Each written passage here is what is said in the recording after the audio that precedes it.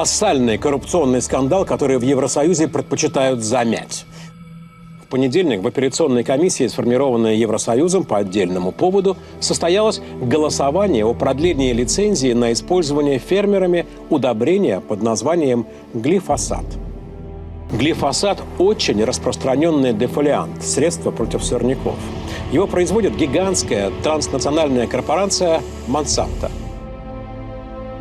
Глифосат тоже хотят запретить, поскольку он практически не выводится из человеческого организма, накапливается и по робкой оценке Всемирной организации здравоохранения является возможным канцерогеном, то есть вызывает рак. Лишь в Европе Monsanto тратит на свои лоббистские проекты порядка 1,5 миллиарда евро в год. По правилам, решение могло быть принято, если за него проголосовало не менее 16 стран ЕС с суммарным населением 65% от всего населения Евросоюза. Так называемое демографическое большинство.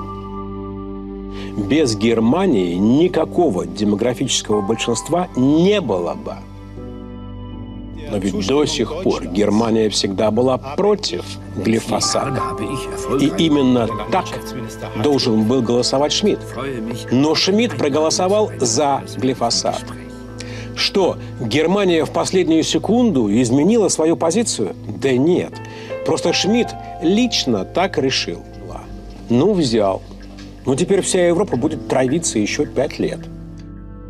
В свои 10 Тео очень любит читать книги о рыцарях, где добро побеждает зло. Такой же битвой он для себя считал двухлетний дебат о необходимости запретить в Европе глифосат – яд для растений, который сделал и его инвалидом еще в животе матери. После появления на свет мальчик до 3 лет вообще не мог говорить. На сегодня ему сделали 52 операции, но ни здоровье, ни его голос восстановить врачи не смогли. Не верьте всему тому, что говорят в рекламе, потому что Monsanto сделала лживый ролик, что это биопродукт, что он разлагается, что он безопасен для здоровья человека. Monsanto в прошлом году за 66 миллиардов долларов решил купить немецкий концерн Bayer. Их цель – контролировать всю продовольственную цепочку мира, от поля фермера до стола потребителя. Если эту сделку одобрит ЕС, то у нас появится промышленный монстр. Они будут контролировать все – семена, удобрения, пестициды, но еще и все лекарства, которые позволят лечить людей, заболевших от этой химии. Офисы Monsanto открыты в 66 странах мира. Целый завод по производству ГМО семян построили теперь и на Украине, в Почуйках. Киевское правительство планирует еще и распродажу 10,5 миллиона гектаров земли иностранным компаниям. Это 9-я часть всех пахотных земель Европы. Не исключено, что львиная доля достанется той самой Monsanto. Она уже подобрала 10 полей для генетических испытаний на растениях. Украина занимает 3-е место в мире по экспорту кукурузы, 5-е по экспорту пшеницы. Договор об ассоциации с ЕС позволит ей в перспективе внедрить эту продукцию и на европейский рынок.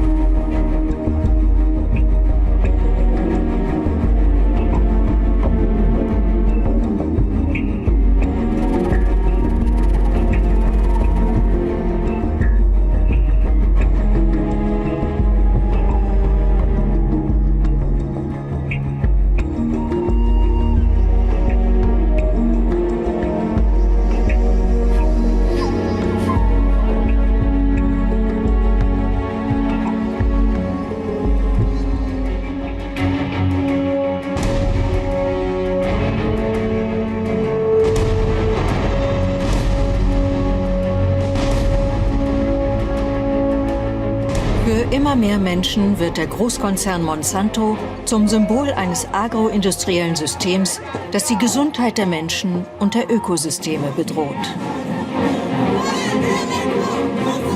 Im Oktober 2016 riefen Persönlichkeiten aus der internationalen Zivilgesellschaft in Den Haag ein außergewöhnliches Tribunal ins Leben. Monsanto selbst hat eine Teilnahme eigener Vertreter oder Zeugen abgelehnt. Ces photos sont celles d'un petit garçon qui s'appelle Théo, qui est mon fils. Il est né avec de multiples malformations, en particulier une atrésie de l'œsophage, qui ont au total nécessité 50 opérations. Nous avons une carrière d'équitation, c'est notre métier. Donc nous avons un grand espace de 700 mètres carrés pour monter à cheval, qui est en sable, et sur lequel chaque été, je passais un désherbant à base de glyphosate. Parce que j'avais vu une publicité qui disait que ce produit était le moins nocif et était biodégradable. Et donc je me suis dit que c'était le produit qu'il fallait utiliser, qui était le moins mauvais, on va dire. Glyphosat ist ein sogenanntes Totalherbizid. Es wirkt unselektiv und zerstört sämtliche Pflanzen. Im Jahr 2016 wurden weltweit 800.000 Tonnen Roundup verwendet oder entsprechende Nachahmerpräparate. La información, además, que nos brindan los medios de comunicación masivos, está totalmente manipulada justamente para que la ignorancia nos lleve a la sumisión y a ser cómplices de este modelo asesino que nos enferma constantemente. Yo trabajaba como peón rural, llenando aviones para fumigar los campos sembrados. ¿Y qué productos utilizaban? Usamos todo tipo de veneno. Glifosato era lo que más se utilizaba. Estoy así por los agroquímicos. Es un genocidio silencioso, a la cual yo no quiero ser cómplice. Fue que no siempre había habido estos problemas de salud en estas localidades. Y el cambio de enfermar y de morir de estas personas coincidía en el tiempo con la instalación en los territorios en los que están situadas estas localidades de un modelo tecnológico de producción agroindustrial de eventos transgénicos dependientes y adictos a glifosato. Did this study show that glyphosate may cause cancer? Yes, Monsanto's did find various types of cancers. I took Monsanto's data and put it all the various lymphoblastic lymphosarcomas in the subcutaneous tissues. They found all these different types of cancers. These cancers affected the brain, the heart, the lungs, the liver. But they concealed the information. Sri Lanka was known as the plenary of Oriental world. We had a great tradition, and we have been cultivating rice continuously for 25 centuries. We never had such a problem among our farming communities until mid-1990s. It was initially named as chronic kidney disease of unknown cause, because usually kidney diseases are due to long-standing diabetes or hypertension. Please believe me, 24,800 people died due to this kidney disease. And the estimated number of patients in Sri Lanka is almost 69,000 according to the government statistics. Glyphosate damages the soil, damages the plant, damages the animals, damages us. It's a broad-spectrum ecocide. I accuse the European authorities of committing scientific fraud. This fraudulent approach made it possible for the authorities to reinforce the conclusion originally drawn by the Monsanto-led glyphosate task force, the submitters of the dossier. Distorting various facts, ignoring existing knowledge and denying available evidence has to be considered as an attempt of the authorities to allow the chemical industry to continue the marketing of a carcinogenic herbicide.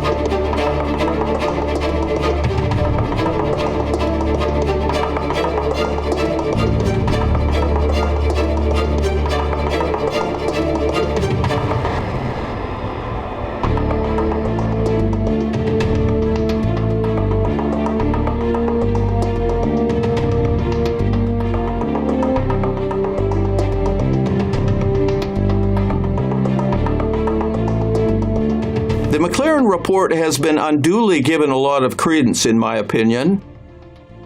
It's almost laughable how the assertions in that report are considered to be very profound and very well justified.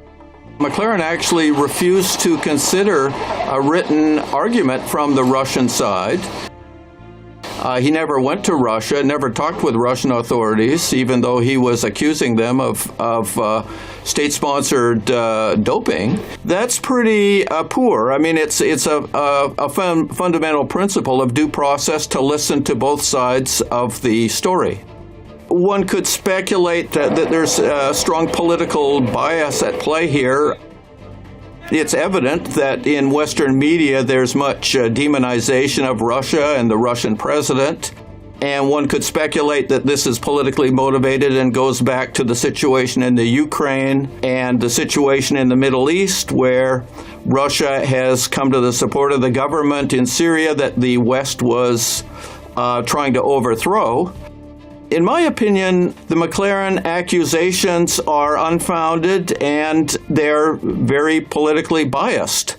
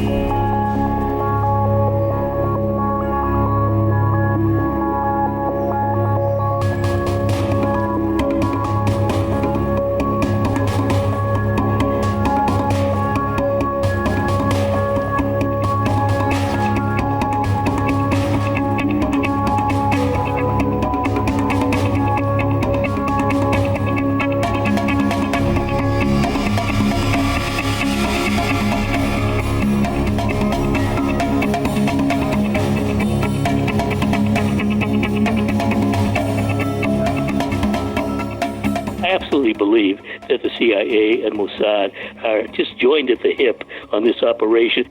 They've wanted regime change in the country since the 1979 revolution. I mean, almost 40 years ago. And they tried it in 2009 with the Green Revolution. The country is a population of 80 million people. Most of them want nothing to do with the protests. And a big thing about the protest, which is a tip-off for me of foreign meddling, is the fact that 21 people were lethally shot. I mean, when people protest, they don't come out in the streets with pistols and rifles and shoot people. I mean, they might do vandalism, they might do stuff like that. I think assassins were hired to do this dirty stuff. The protests may calm down, they may ebb a little bit, but below the surface, I think there's stuff still going on. The destabilization attempts will go on. Iran has a powerful military. I don't think there's any chance of a U.S. or NATO invasion. But there could be a chance of a U.S. war by terror bombing, even the possibility of a nuclear war. That really is a threat. But I think probably the plan is destabilization with picking away at Iran, trying to stimulate the population to turn against the government.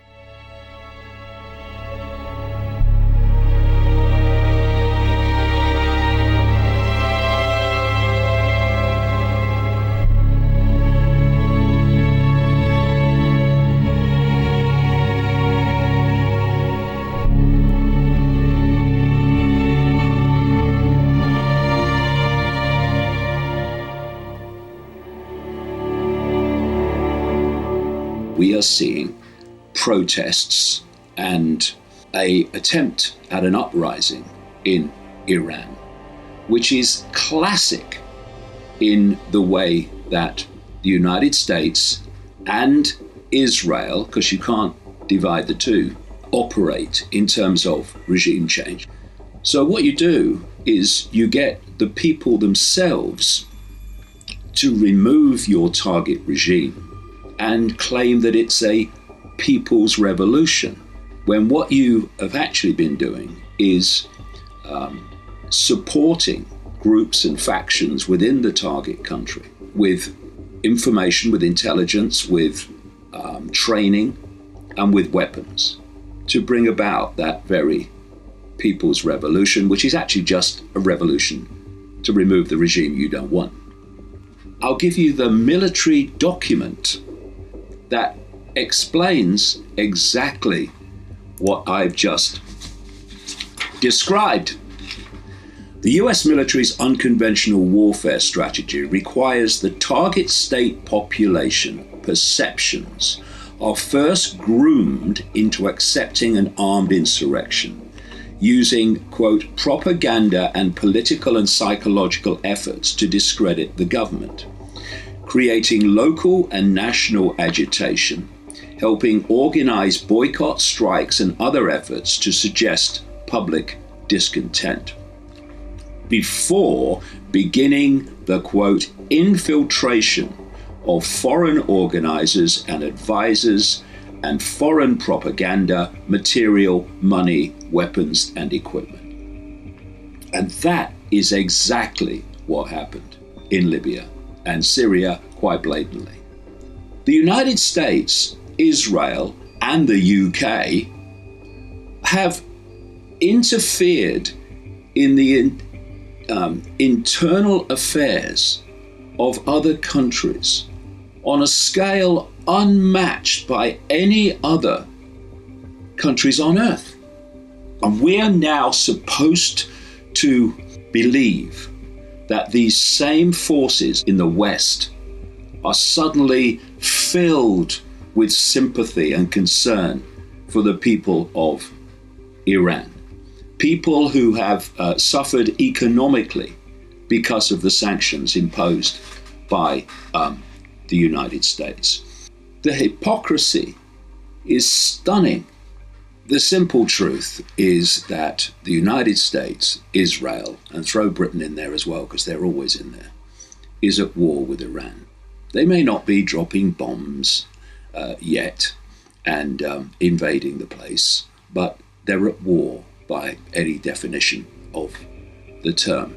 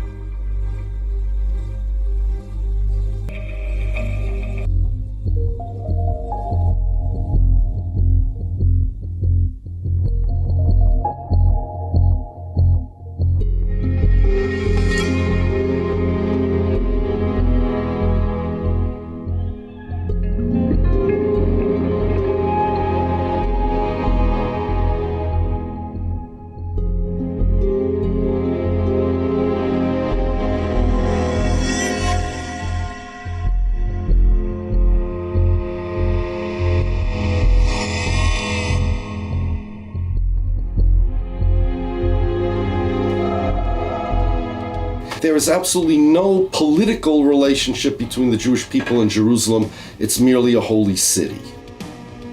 The Jewish people don't have a capital. We never had a capital. Countries have capitals. States have capitals. Now, the Jewish people are not a country or region. The Jewish people are a religious community. We pray towards Jerusalem, but we relate to Jerusalem only as a holy city, not as a political capital city of the Jewish people. And because it's a holy city, it doesn't matter who has sovereignty over it. Jerusalem is just as holy and just as much Jerusalem, whether it's under the auspices of the Turks, or the Romans, or the British, or whoever. It's important to know that the Zionists were the ones that started this business of the capital of the Jewish people. I was born in America, my father was born in Poland, my mother's family's from England. We have nothing to do with Israel. We're Jews, and Israel is not my nation state in the slightest. This is a unilateral claim of the Israelis, of the Zionists, and it's an assault on my religion.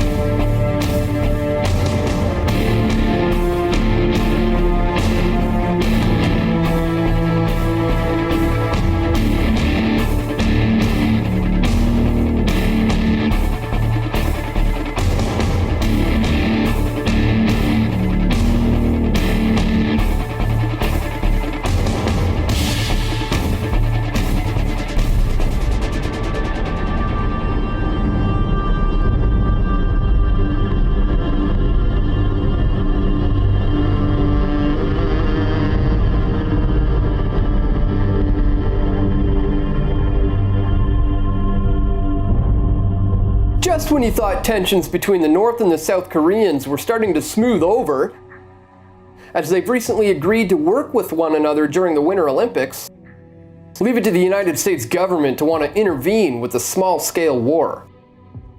Amid signs of a thaw in North Korea, tensions bubble up. In exactly 1 week from today, U.S. Secretary of State Rex Tillerson is going to be at a conference in Vancouver that is geared towards persuading North Korea to end its nuclear program. But before that happens, U.S. making plans for bloody-nose military attack on North Korea to stop its nuclear weapons program.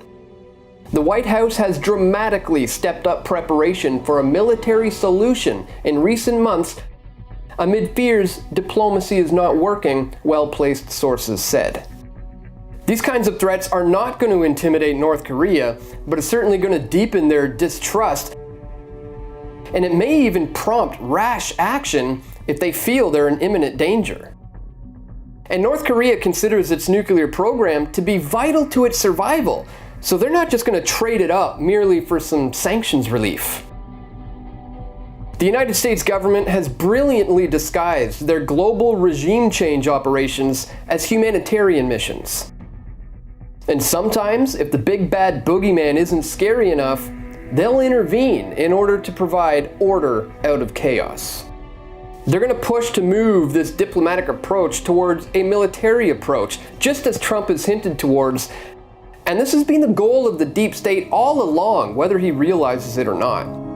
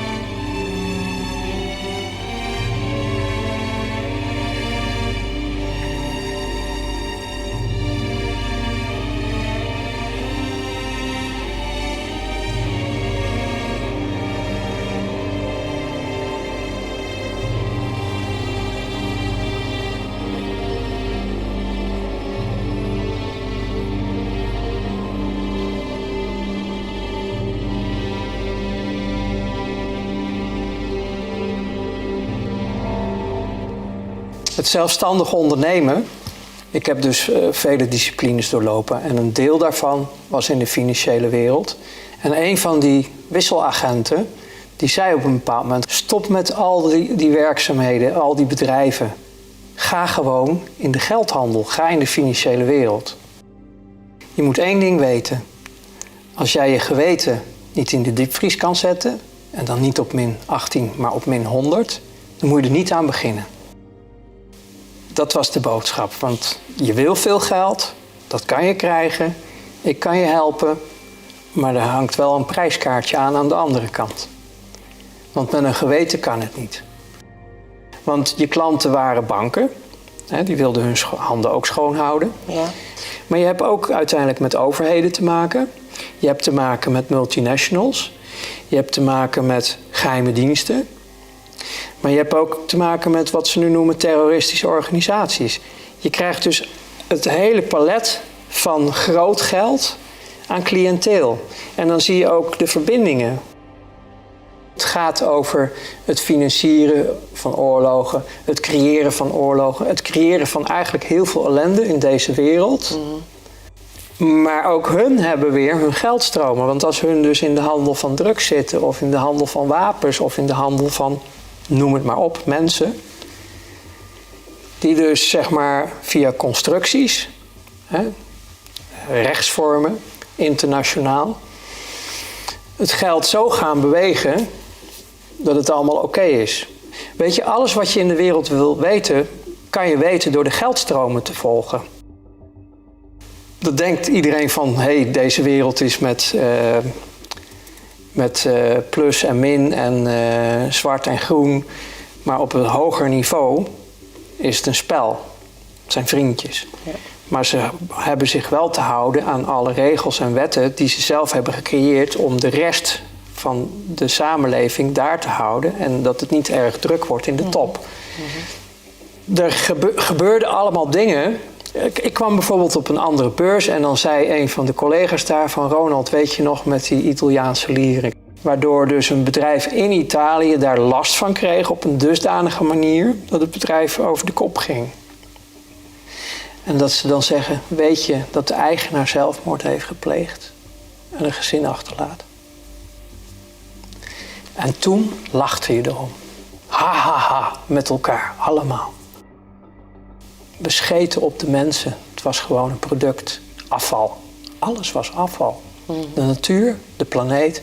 Als we maar onze doelen haalden. Als we maar groeiden. Je komt zo diep in die kringen. Ik moet ook zeggen dat de meeste van deze mensen hadden een geloof wat afwijkt van het gemiddelde. De meeste daarvan hadden een Luciferiaans geloof. Hun diende dus iets onstoffelijks. Hun diende wat zij noemden Lucifer. En ik kwam dus ook in die kringen. Alleen ik lachte erom, want het waren voor mij gewoon klanten. Ik kwam dus in Satanskerken, maar ik kwam zeg maar op route even langs, even buurten. En daar was dan op dat moment een heilige mis. Ik hechtte weinig of geen geloof aan hun geloof. Of ik was er eigenlijk niet eens van overtuigd dat het überhaupt allemaal wel bestond. Maar er kwam een moment, toen werd ik dus uitgenodigd om mee te gaan doen aan offers in het buitenland. Dat was het breekpunt. Kinderen. Oké.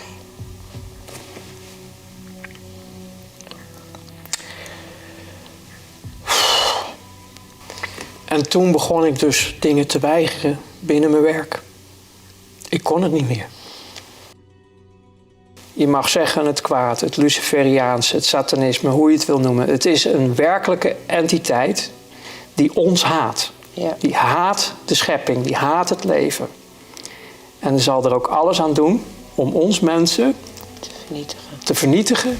En hoe doe je dat? Door ze uit elkaar te houden. Verdeel en heers, dat klopt. Zolang je die maar gescheiden houdt, dan zorg je ervoor dat jouw grootste vijand, vanuit het Luciferiaans gezien, niet tot zijn volle potentie komt, niet tot zijn volle kracht komt. Niet kan gaan staan, want op het moment dat dat gebeurt, dan verdwijnt het. Dan verdwijnt die hele brulboei, dat monster, Het monster van meer, die verdwijnt.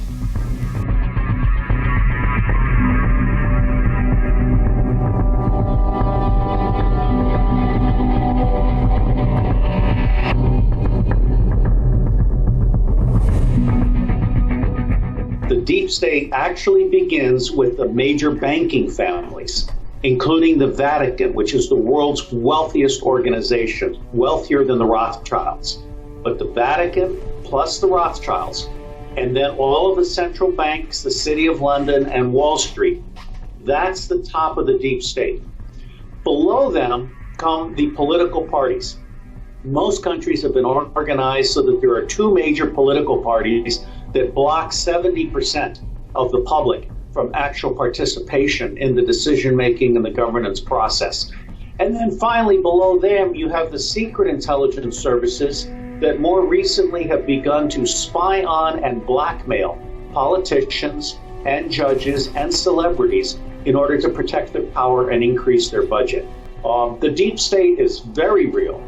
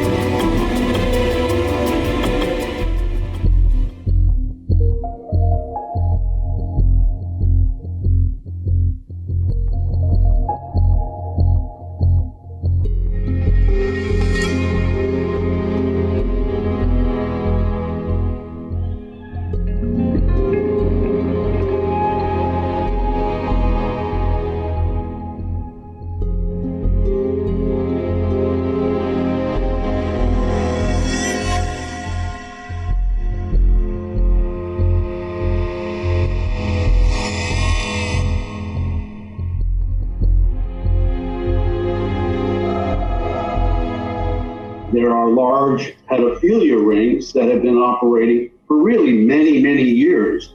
People don't realize, and it just kind of went underground from people's consciousness, and then resurfaced, of course, last October, November, and December with the release of the John Podesta emails, and then came the Pizzagate, and then that got the ball rolling for Pedogate, which is basically the world scandal of this trafficking ring network that's been going on for many, many years on this earth, and is carried out by the ruling elite.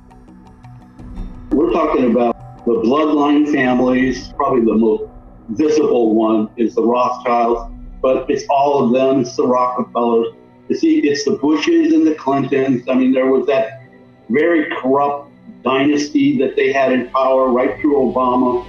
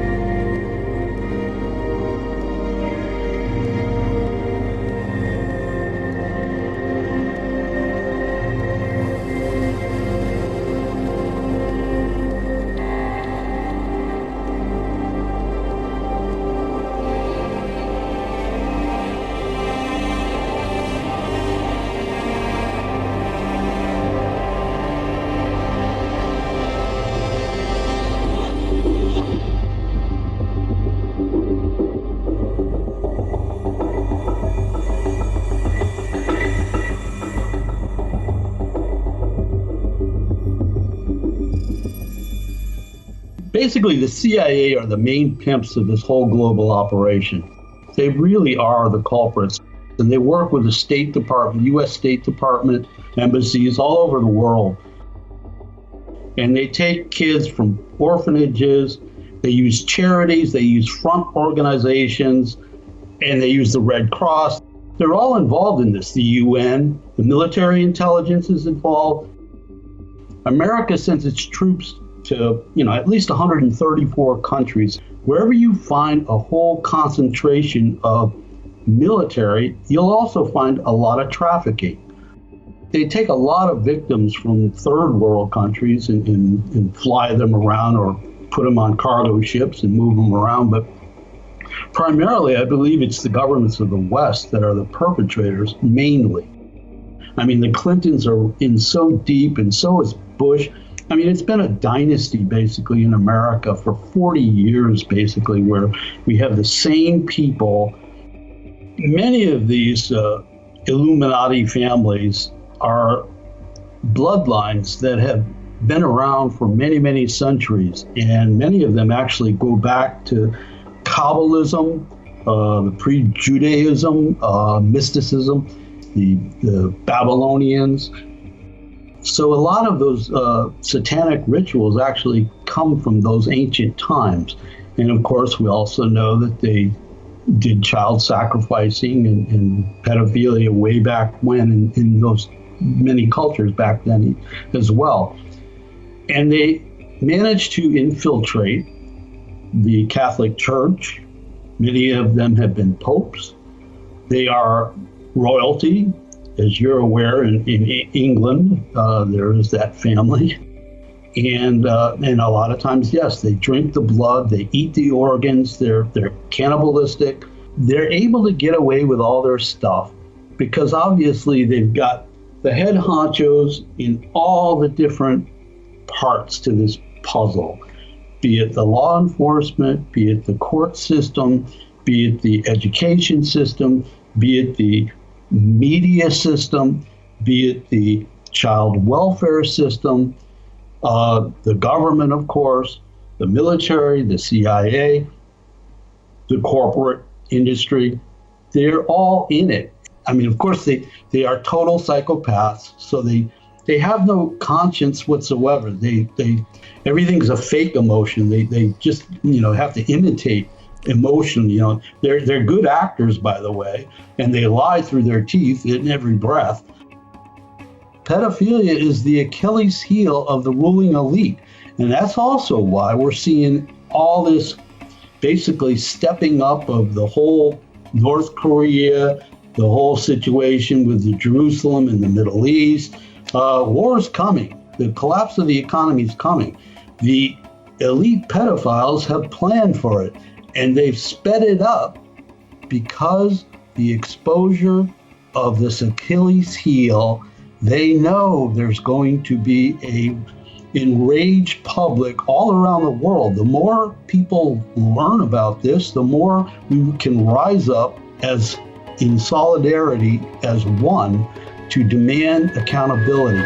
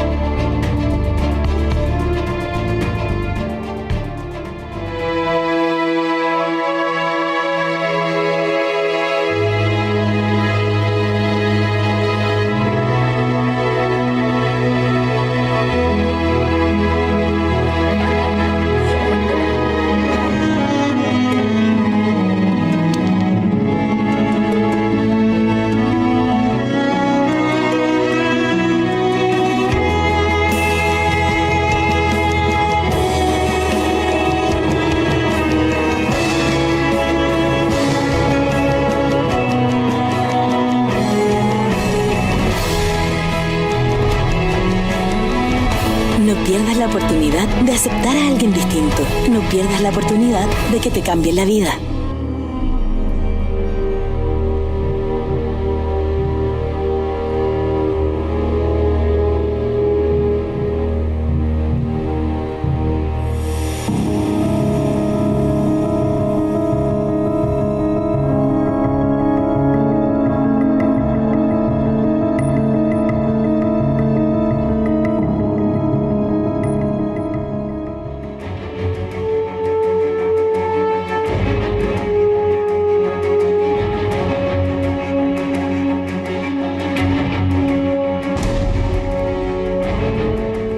People on this planet, they don't know there's extraterrestrials.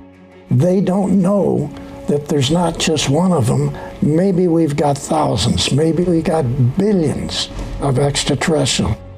We now have 200 trillion galaxies out there. And to say that we're the only intelligent people in this universe is naive. Every PhD on this planet, whether they're for science or for medicine, have been given incorrect information for thousands of years about the history of this, not just this galaxy, the universe. They have been given information which was controlled by Draco, reptilian, and other extraterrestrials not to know what was really going on. There are Federation facilities out in the galaxy where other extraterrestrials get together, and there's many different missions for many different types of programs.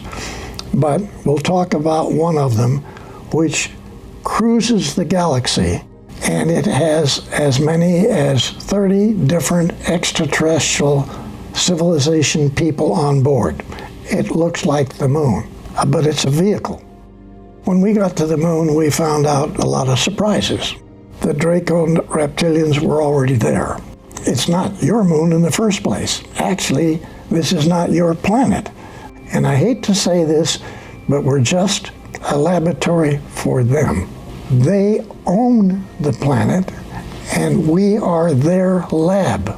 And they're associates laboratories, other extraterrestrials coming in, doing their agenda. I'm going to ask you what they all look like and all that. They're ugly looking, lizard, alligator type people. They got the same skin as the lizards got, okay? And terrible looking faces. But then they have the ability to shift and look like a human. All of them do. Do you think von Braun was a reptilian? No. Your president, yes. Oh, what? Which one? George Bush Sr.? Yes. Yeah.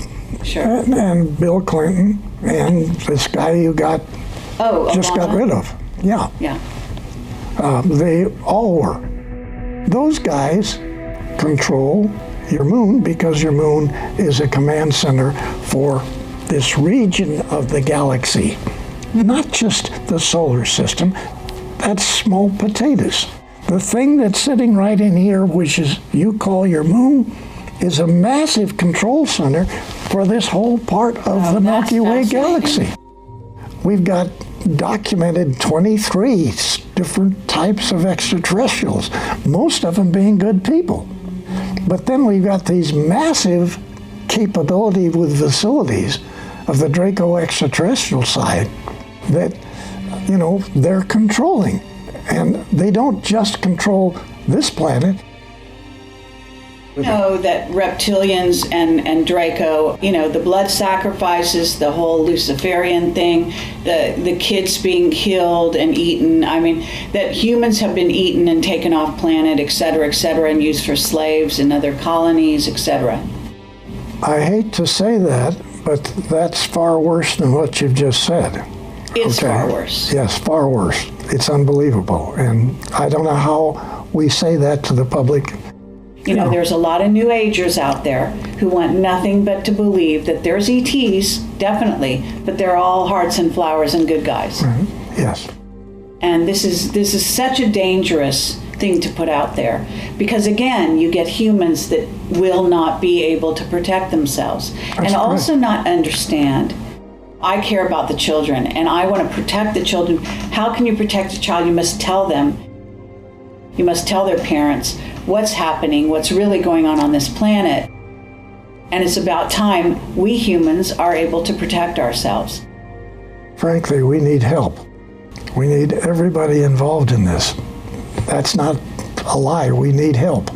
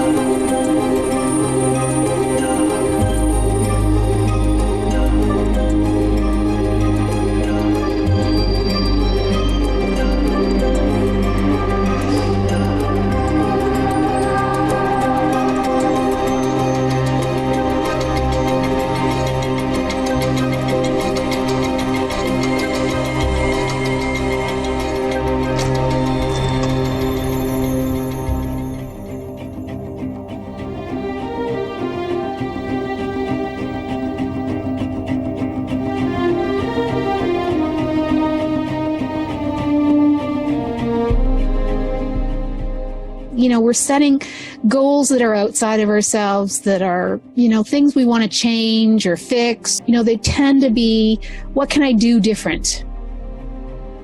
That's a good thing to do. It is good to do those things differently. But one needs to keep in mind that it's not the doing that is really so important. And that goes on both ends. It's not only the things that you do that really aren't that important, or the things that other people do that affect you. What's really important is why you do them and how you deal with the things that come to you. That's what's really important. So rather than doing things better, it would be a nice change to think about, how could I be better? It's not just that I'm going to manipulate the world in a better way, and I'm going to make sure that I take advantage of this and don't do that and avoid this kind of trouble and get these things.